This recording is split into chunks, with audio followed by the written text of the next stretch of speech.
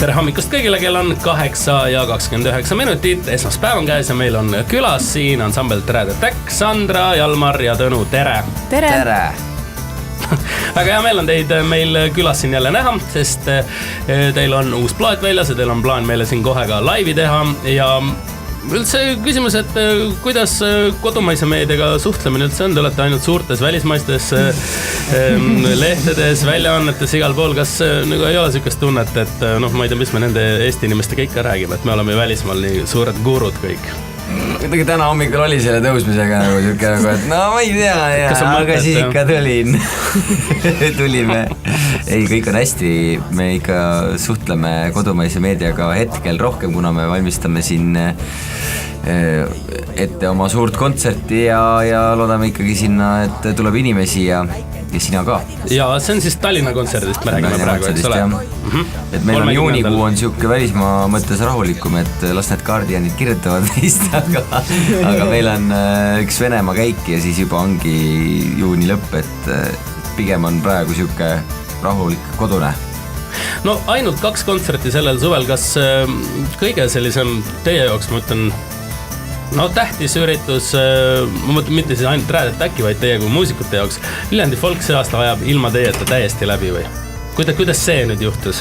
Ilma meie kontserdita küll, kuigi me tuleme tagasi laupäeva pärastlõunal ja naudime ka viimased tunnid folki, et me tegelikult mängime Inglismaal Vomad festivalil, mis on siis üks suurimaid maailma muusikafestivale, mis kunagi 80-ndatel alustas Peter Gabriel ja me saime sinna kutse ja no see ei ole kutse, mida ära öelda lihtsalt. Ja me mängime veel BBC laval, mis on ka meie plaadi mõttes väga hea võimalus seda jälle levitada. Et siis seekord, jah, aga me naudime laupäeva õhtul ja terve pühapäeva ja Jalmar mängib isegi seal ja ei, oota, mina isegi mängin seal. Ei, me mõlemad mängime, aga mul on ju siuke bänd, kes korra aastas mängib.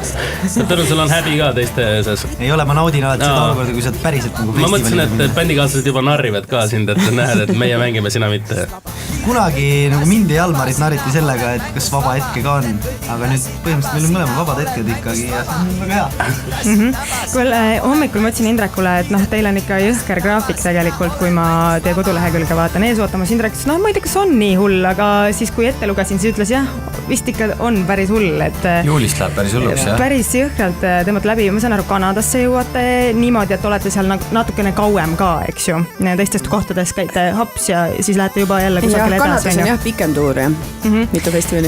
Kuulge, mida te teete, kui te lennukis istute? Kuidas te oma lennureise sisustate, sest mulle tundub, et vaba aeg teil mina näiteks magan.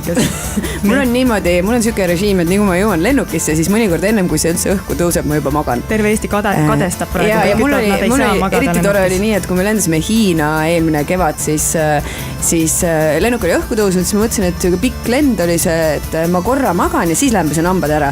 Ja meil oli niimoodi, et lennukis oli palju ruumi, igaüks sai oma rea. Ja ma siis korra heitsin sinna pikali ja järgmine hetk oli see, et kinnitage turvavööd, hakkame maanduma. See oli 9 tundi hiljem siis.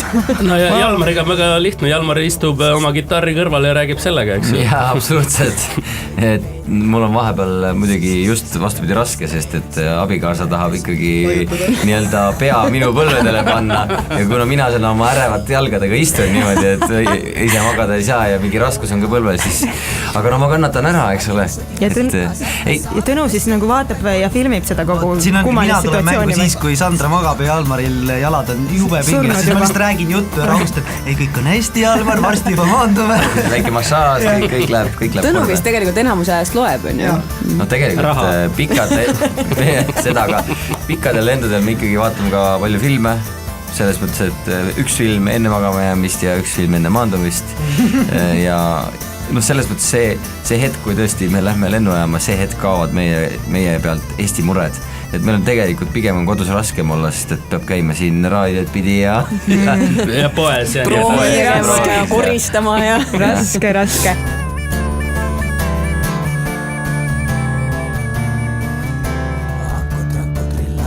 Sester vaaper viiber kohu tammeritest meedi peedi jaanika iisik sikkermaasid meedik seelik kive käsi pilve kalve vabarma halve tille kippe edeli keivul võidu redeli pillu joone aane pirili päike adina sõdina sitka satka saaver vessel kuppen koi pitram platram nigergu pitram vapram süvengu nigergu hiired kõditasid naba sina oled mängust vaba hiired kõditasid naba sina oled mängust vaba hiired kõditasid naba sina oled mängust vaba hiired kõditasid naba sina oled mängust hiired kõditasid naba